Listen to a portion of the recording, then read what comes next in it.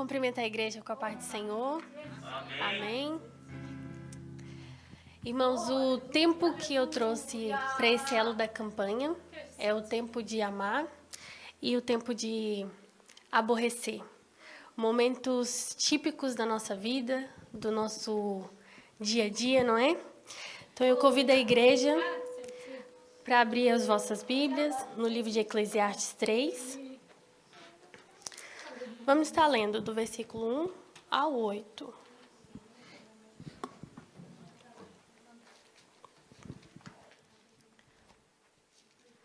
Eclesiastes 3, do 1 ao 8, que diz assim: Tudo tem o seu tempo determinado, e há tempo para todo o propósito debaixo do céu.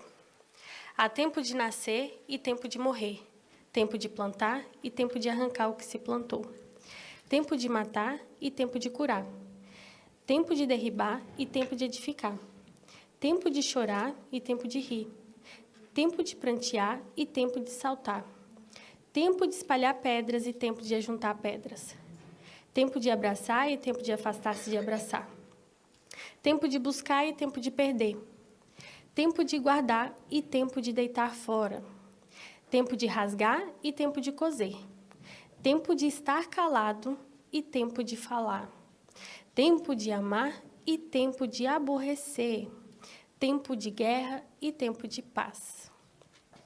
Todos esses tempos têm um propósito deles, né? A palavra de Deus diz que todo tempo tem o seu propósito debaixo dos céus. Podem se sentar, irmãos, estejam à vontade. E o tempo de amar é muito importante nas nossas vidas e na vida de todo ser criado por Deus, né? Porque é pelo amor que tudo começa. Mesmo quando nós estamos na barriga, né, das nossas mães, já tem pessoas preocupadas, ansiosas com o nosso nascimento, perguntando, pedindo a Deus para que tudo corra bem, não é? E então, se é assim os nossos familiares, né, a nossa mãe, imagina um Deus, o nosso Deus, né, o nosso Pai, que mesmo antes de nós sermos concebidos, Ele tinha sonhos, planos para nossas vidas e pensamentos de paz, não é? Porque em Jeremias nós podemos ver que diz um versículo, no capítulo 29, versículo 11, diz: Porque eu bem sei os pensamentos que penso de vós, diz o Senhor, pensamentos de paz e não de mal. Ou seja, esse é o amor que Deus tem por nós, né? O amor que nós acreditamos, que nós cremos e que nós esperamos de Deus. E o amor que Deus espera de nós, não é? Todos aqui sabem a relevância, a importância do amor nas nossas vidas, na nossa vida como cristão, nossa vida como conhecedor da palavra de Deus. É isso que a gente vai ver, não é? Também a gente pode estar lendo em 1 Coríntios, capítulo 13. Vamos estar lendo do 1 ao 13. 1 Coríntios, capítulo 13, do 1 ao 13, que diz assim: Ainda que eu falasse a língua dos homens e a dos anjos e não tivesse amor, seria como o metal que soa ou como o sino que tine. E ainda que tivesse o dom de profecia e conhecesse todos os mistérios de toda a ciência, e ainda que tivesse toda a fé, de maneira tal que transportasse os montes e não tivesse amor, nada seria. E ainda que distribuísse toda a minha fortuna para sustento dos pobres, e ainda que entregasse o meu corpo para ser queimado, e não tivesse amor, nada disso me aproveitaria. O amor é sofredor, é benigno. O amor não inveja, o amor não trata com leviandade. Não se ensoberbece, não se porta com indecência, não busca os seus interesses, não se irrita, não suspeita mal, não folga com a injustiça, mas folga com a verdade. Tudo sofre, tudo crê, tudo espera, tudo suporta. O amor nunca falha, mas, havendo profecias, serão aniquiladas, havendo línguas, cessarão, havendo ciência, desaparecerá. porque em parte conhecemos e em parte profetizamos. Mas quando vier o que é perfeito, então o que é em parte será aniquilado. Quando eu era menino, falava como menino, sentia como menino, discorria como menino, mas logo que cheguei a ser homem, acabei com as coisas de menino, porque agora vemos por espelho enigmas, mas então veremos face a face. Agora conheço em parte, mas então conhecerei como também sou conhecido. Agora, pois, permanecem a fé, a esperança e o amor. Essas três. Mas a maior dessas é o amor. A gente lê essa palavra e ela é tão linda, né? É uma palavra muito bonita, muito clara. Tá aqui toda a excelência do amor. Não deixa dúvidas da importância do amor. E o apóstolo Paulo ensina, né, que podemos falar a língua dos homens e a dos anjos, mas se não tiver amor, seria como um metal que soa como um sino que tine. Isso significa o quê? Sem o amor é como... A gente pode falar a língua dos homens e a dos anjos, mas sem o amor soa como palavras vazias, palavras sem sentido, né? No versículo 3 ainda diz: ainda que distribuísse toda a minha fortuna para o sustento dos pobres, e ainda que entregasse o meu corpo para ser queimado, se não tivesse amor, nada disso me aproveitaria. É tão profunda essa palavra, e eu fiquei... A gente conhece, né, a palavra, mas quando a gente senta e para estudar, a gente entende uma profundidade mesmo tão profunda, né? Porque não existe quem doa a fortuna aos pobres, e muito menos quem doa o seu corpo para ser queimado. Não tem. E a palavra nisso ela é clara, ainda que, ou seja, não tem essa pessoa.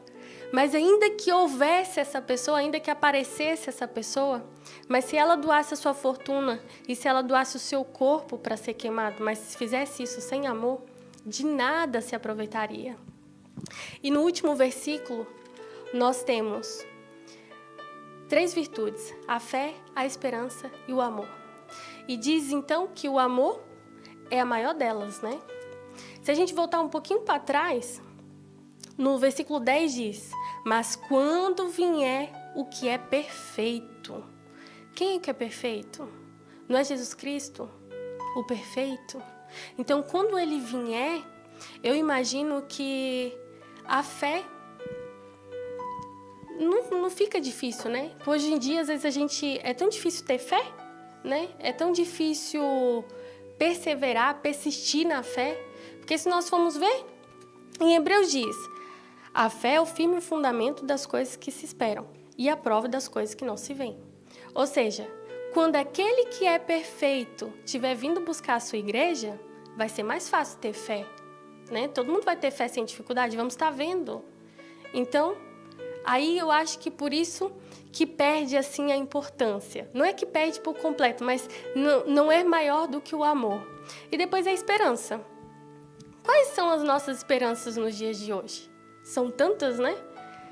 A gente pode dar exemplos. Comprar uma casa própria, comprar um carro, passar na faculdade, passar no curso, ter um bom trabalho, né? Ser bem-sucedido, sermos ricos um dia. Então, a esperança são tantas, mas quando aquele que é perfeito vier buscar a sua igreja, a nossa esperança vai ser só uma, que é estar na eternidade, é subir, viver em amor e comunhão, né, com o Espírito Santo. E o amor? Sem o amor nós vamos chegar lá?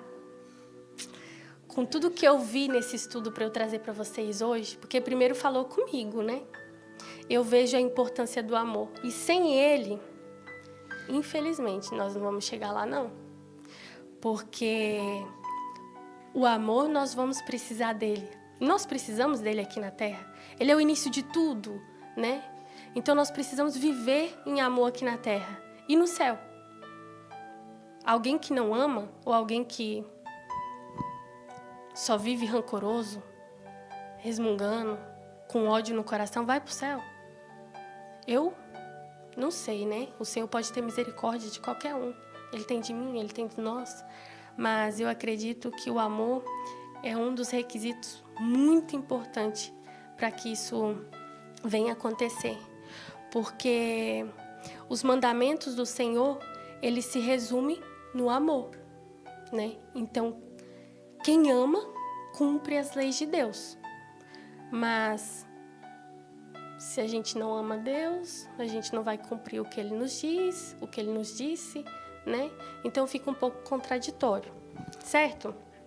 E se nós formos ver no livro de João, capítulo 13, versículo 34 e 35. Aqui, Jesus está dando as últimas instruções aos discípulos, né? Nós conhecemos os 10 mandamentos, que foi na época de Moisés, que Deus deu a Moisés, não é? Só que Jesus aqui, ele dá um novo mandamento. E o mandamento é: um novo mandamento vos dou, que vos ameis uns aos outros, como eu vos amei a vós, que também vós uns aos outros vos amei. Nisso, todos conhecerão que sois meus discípulos, se vos amardes uns aos outros. Ou seja, quer ser reconhecido por Deus? Quer que as pessoas te reconheçam? É amando uns aos outros, como Ele nos amou. E é fácil, irmãos? Isso é uma coisa fácil? E quando nós temos que amar até quem nos faz mal? E quando nós temos que amar aquele que nos magoa, aquele que nos humilha, aquele que, em modo geral, entristece o nosso coração, né? Também tem uma palavra. No livro de Mateus, capítulo 5, o versículo 44 e 45, que diz assim: Eu, porém, vos digo, amai os vossos inimigos, bendizei os que vos maldizem, fazei bem aos que vos odeiam, e orai pelos que vos maltratam e vos perseguem, para que sejais filho do Pai, que está no céu, porque faz que o seu sol se levante sobre os maus e os bons, e a chuva desça sobre os justos e injustos. Irmãos, quer exemplo melhor que esse? Quer um exemplo melhor que Jesus? Né? Que Deus, Ele faz seu sol que se levante para os bons, para os maus, que a sua chuva desça para os injustos, para os justos, né? E nós temos seguido esse exemplo?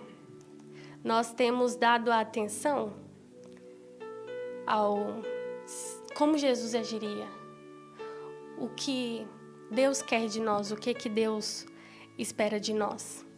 É difícil amar até os próximos que não nos faz mal. O que dirá, então, amar os próximos que nos aflige? Não é fácil, mas é o que Deus espera de nós. E nós temos essa dificuldade, eu acredito, porque nós não nos achegamos o tempo todo a Deus. Porque quando nós estamos no caminho, queremos transformação, queremos crescer, né? Acontece coisas, os levantes aparecem, as intrigas, os problemas vão aparecendo, né? E é difícil nós enfrentarmos tudo isso a pensar no próximo, né? É tantos problemas, é tanta coisa, e às vezes a gente anda com a cabeça tão cheia, tão confusa, mas se nós nos achegarmos a Deus, pedimos a Ele discernimento, paciência, os frutos do Espírito, se nós buscarmos isso, com certeza Ele vai nos dar. Porque Ele é o Pai, Ele sonha tudo de bom para nós, então, por que não? Ele não nos dá porque nós, se calhar, não pedimos, né? Se a gente tem que pedir para receber, se a gente não pede, como que a gente vai receber? Então, irmãos, com tudo que nós lemos aqui, nós podemos chegar à conclusão, então, que o amor é algo que Deus espera de nós, né? Se o amor é algo que Deus espera de nós, então, em contrapartida, o aborrecimento pode ser algo que nos reprova diante de Deus. Porque da própria palavra aborrecer, nós podemos tirar vários sentimentos, né? Várias emoções. Frustração, irritabilidade, ódio, impaciência, né? Ninguém vive isso, né? Difícil, né? Porque são momentos que nós vivemos durante um ano inteiro, durante um mês, e às vezes até no mesmo dia, né? E sem falar que às vezes até vivemos dias consecutivos, né? Momentos de raiva, de angústia. E essas emoções são naturais, são emoções, porque até está na Bíblia, né? O tempo de aborrecer. Mas o que nós fazemos enquanto nós estamos vivendo essas emoções, né? Porque se a gente deixa que essas emoções causam tamanhos maiores, proporções maiores, nós então vamos para outro lado que não é o natural, aquela raivazinha que dá aqui e passa. Nós nos aprofundamos no sentimento de raiva, né? E por isso que nós vemos tanta coisa acontecendo nos dias de hoje, é porque nós não entendemos que podemos ter relacionamentos quebrados, podemos ter conflitos internos. Nós mesmos vivemos nossos conflitos internos, né? Conflitos com outras pessoas, frustrações com outra pessoa, mas nós não podemos esquecer que a falta de compreensão, a falta de perdão e, principalmente, a falta de reconciliação só nos vai afastar de Deus. Porque aí nós entramos num ciclo que é ações pecaminosas. E isso vai cada vez mais nos afastar do Espírito Santo. E nós podemos ler um versículo de Provérbios 10, versículo 12 ao 14, que diz assim: o ódio excita contendas, mas o amor cobre todas as transgressões. Nos lábios dos sábios se acha sabedoria, mas a vara é para as costas do falto de entendimento. Os sábios escondem a sabedoria, mas a boca do tolo é uma destruição. Ou seja, aí, se o ódio excita contendas, é dali para pior, certo? Ainda em Provérbios 25, versículo 21, diz: se o que te aborrece tiver fome, dá-lhe pão para comer. Se tiver sede, dá-lhe água para beber. É o que todo mundo faz, né? Todos nós temos conflitos e a gente quer estar perto de quem a gente tem conflito, né? Não, óbvio que não. É pelo contrário. Nós lá queremos saber de quem não é próximo, de quem não é chegado, de quem não é íntimo, de quem não é legal, né? Mas o fato é que não adianta nós estarmos na presença do Senhor, lemos a palavra, cultuamos, pregamos, cantamos e não nos importamos com o amor ao próximo. O amor ao próximo é ao próximo, todos, né? Até o que nos aborrece, se tiver fome, temos que dar de comer. Se tiver sede, temos que dar de beber, sem fazer extinção de pessoas. Porque podemos cantar, podemos fazer tudo, né? Mas sem amor nada se aproveita, sem amor nada serve. Um exemplo que eu posso dar, mas não vamos nos aprofundar, tá? É no livro de Lucas, capítulo 15, da parábola do filho pródigo. Essa parábola a gente pode tirar vários ensinamentos de várias perspectivas, do pai, do filho mais novo, do filho mais velho, né? E eu vou estar lendo, porque pode ser que alguém não conheça a parábola, mas não vou me aprofundar. Que disse assim: e disse: Um certo homem tinha 2 filhos, e o mais novo deles disse ao pai: Pai, dá-me a parte da fazenda que me pertence. E ele repartiu por eles a fazenda. E poucos dias depois, o filho mais novo, ajuntando tudo, partiu para uma terra longínqua e ali desperdiçou a sua fazenda, vivendo dissolutamente. E havendo ele gastado tudo, houve naquela terra uma grande fome, e começou a padecer necessidades. E foi e chegou-se um dos cidadãos daquela cidade, a qual o mandou para os seus campos a apacentar porcos. E desejava encher o seu estômago com as bolotas que os porcos comiam, e ninguém lhe dava nada.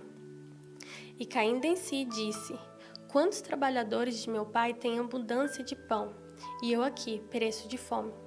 Levantar-me-ei e direi ao meu pai. E dir-lhe-ei: Pai, pequei contra o céu e perante ti. Já não sou digno de ser chamado teu filho. Faz-me como um dos teus trabalhadores. E levantando-se, foi para o seu pai. E quando ainda estava longe, viu o seu pai e se moveu de íntima compaixão. E correndo, lançou-se-lhe ao pescoço e beijou. E o filho lhe disse: Pai, pequei contra o céu e perante ti, e já não sou digno de ser chamado teu filho. Mas o pai disse aos seus servos: Trazei depressa a melhor roupa e vestilho, e pondo-lhe um anel na mão e sandálias nos pés. E trazei o bezerro cevado, e matai-o, e comamos e alegramo-nos, porque este meu filho estava morto e reviveu. Tinha-se perdido e foi achado. E começaram a alegrar-se. E o seu filho mais velho estava no campo. E quando veio e chegou perto de casa, ouviu a música e as danças.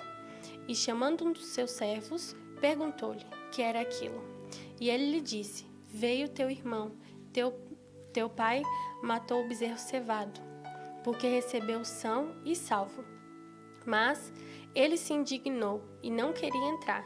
E saindo o pai, estando com ele, mas respondendo ele, disse ao pai: Eis que te sirvo há tantos anos, sem nunca transgredir o teu mandamento, e nunca me deste um cabrito para alegrar-me com os meus amigos. Vindo, porém, este teu filho, que desperdiçou a tua fazenda com as meretrizes, mataste-lhe o bezerro cevado. E ele lhe disse: Filho, tu sempre estás comigo, e todas as minhas coisas são tuas. Mas era justo alegrarmos-nos e regozijarmos-nos, porque este teu irmão estava morto e reviveu. Tinha-se perdido e foi achado. Amém? Nós vemos aqui, né, o filho pródigo, o filho mais novo, pede então a parte dele da fazenda ao pai, o pai reparte, e passa poucos dias, diz a palavra, né? E a primeira coisa que me veio à cabeça foi: não importa se passou 1, 2, 3 dias, mas diz a palavra que passou poucos dias. E eu me pergunto, onde é que estava esse irmão mais velho para aparecer aqui na história, aqui no início, né? Para dizer ao irmão mais novo: não é uma decisão certa, não faz isso, para aconselhar, né? Parece que esse irmão mais velho, parecendo só aqui do meio para o fim, ele parece que não quis saber da decisão errada que o irmão mais novo estava tomando, não quis ajudar. E não é diferente dos dias de hoje, né? Quantos de nós sabemos de algumas situações e a verdade é que quanto menos sabemos, menos temos que fazer. Se a gente não sabe, a gente não faz, a gente não ajuda. Se a gente não sabe, a gente não precisa de ir lá, às vezes dá um ombro. Se a gente não sabe, a gente não precisa de visitar, de querer saber onde é que está aquele irmão, aquela pessoa. Parece que foi isso que o filho mais velho decidiu fazer, ver no que dá, né? E eu não digo isso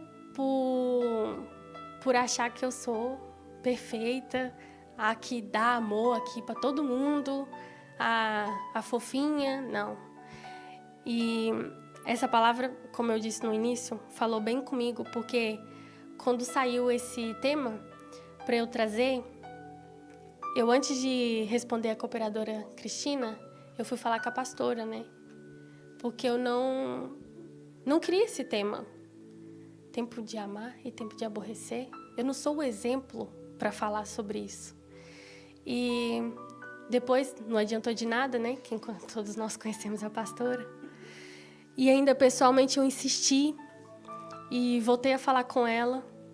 Mas nisso eu já tinha respondido a cooperadora. Mas eu falei com ela, falei assim, pastora, eu podia ter calhado qualquer tema. Mas de amor? Sério?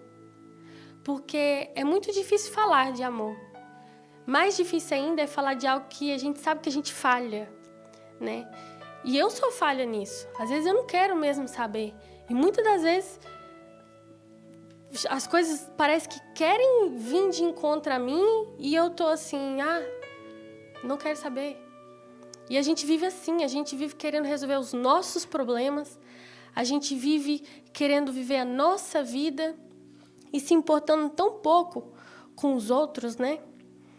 E é uma pena existir pessoas, irmãos da igreja, amigos, familiares e às vezes até pastores que se dizem da igreja, que estar na igreja, mas com tão pouco amor ao próximo, né? Nós, às vezes, parece que vivemos de achismos. No outro dia eu estava vendo que na igreja, a igreja está aberta todos os dias, né?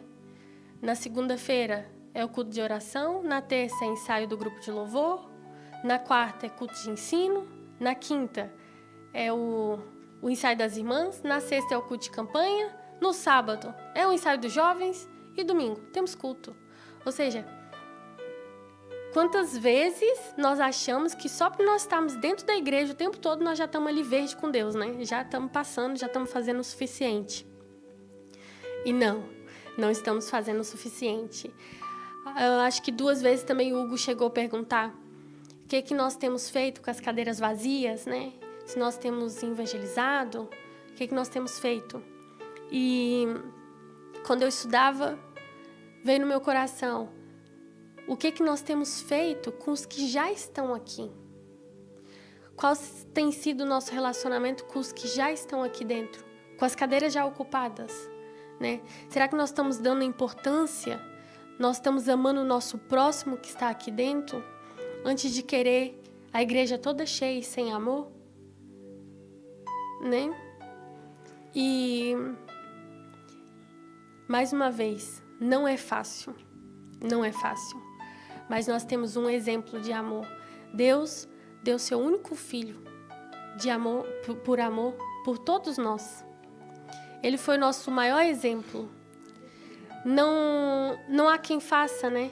Isso, como nós vimos em 1 Coríntios. Não há quem doe o seu corpo, não há quem doe a sua fortuna. Não há. Mas que nós possamos nos preocupar com isso. Nós devemos estar preocupados com as nossas atitudes. Porque sem amor, não vale a pena? Não se aproveita nada? Né? Por que a gente ainda continua vindo para a igreja? Não é? Porque vir para a igreja não é cultuar em comunhão com Deus e comunhão com os irmãos? Sim, mas por que a gente permite? É questão de permitir, né?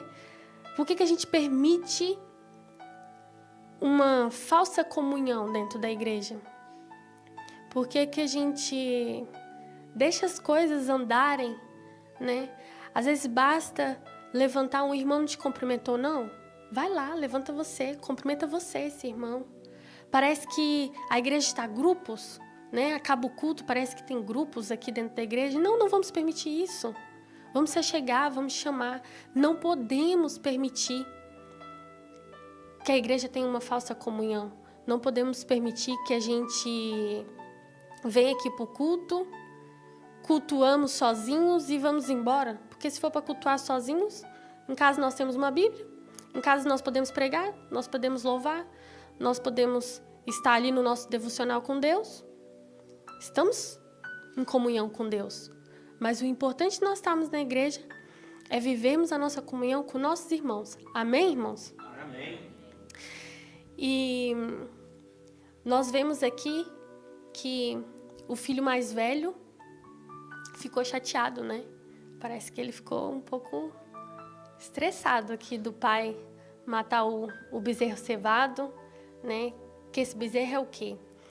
É um bezerro tratado com tratamentos especiais, comida especial,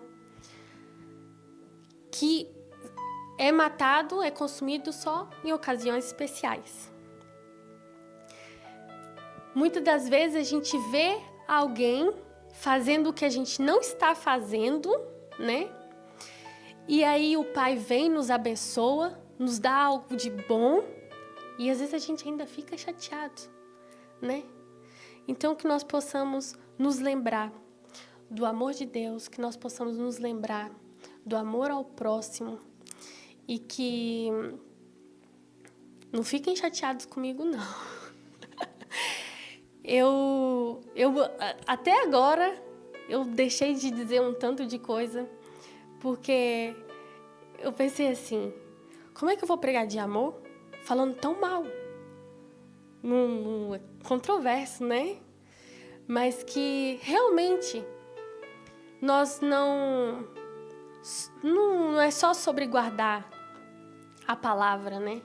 Porque nós falamos que acreditamos em Deus, mas como que a gente pode acreditar em algo que a gente não conhece? Só para contar aqui, o Hugo, no início da conversão dele, e muita gente aqui da igreja vai lembrar disso, nós ficávamos assim numa expectativa tão grande para ele vir aqui na frente, aceitar Jesus publicamente. Gente, o coração acelerava. E ele me fazia perguntas da Bíblia e de algumas questões e eu não sabia responder. E ele me questionava. Ele falava assim, como que você não sabe? E eu uma vez virei para ele e falei assim, é só aceitar. Você já vai no culto, você já ajuda, você faz tudo. Falta só o principal, né, Rebeca? Falta só o principal. E ele falou assim, não, eu quero entender melhor. Cada um vem do jeito que Deus toca. Amém, irmãos? Amém. Não precisa disso. Ele é que é chato. E foi dessa forma. Então, ele queria saber, ele queria conhecer muita coisa primeiro para depois, finalmente, publicamente, dizer que aceitava Jesus. E isso é o quê? Para mim era um confronto, mas era verdadeiro, porque eu dizia que acreditava em Deus e não lia a palavra, então eu estou acreditando em quê? Isso aqui não é só para ficar guardado, né? Como é que nós podemos querer evangelizar, queremos ir lá para fora, e se a gente achar Hugos lá fora, nós vamos ficar como? O negócio vai ficar feio, né?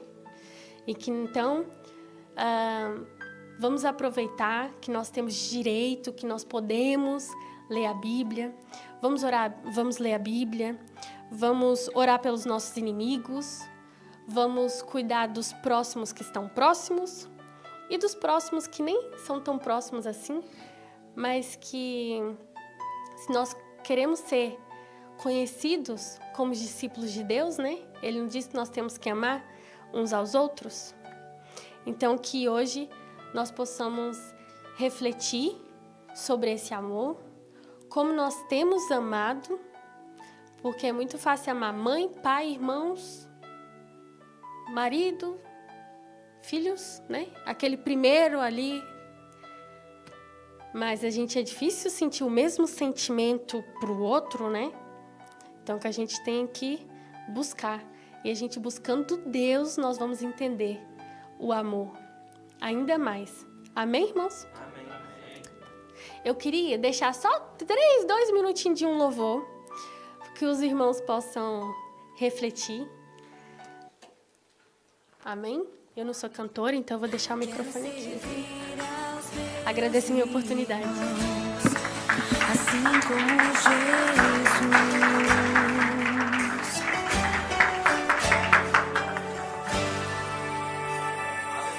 Amai-vos uns aos outros, sujeitai-vos uns aos outros. Aquele que quiser ser o primeiro, sirva a todos. Temos um lugar no coração de Deus. Importa que Ele cresça e eu diminua. Eu quero servir aos meus irmãos, assim como Jesus.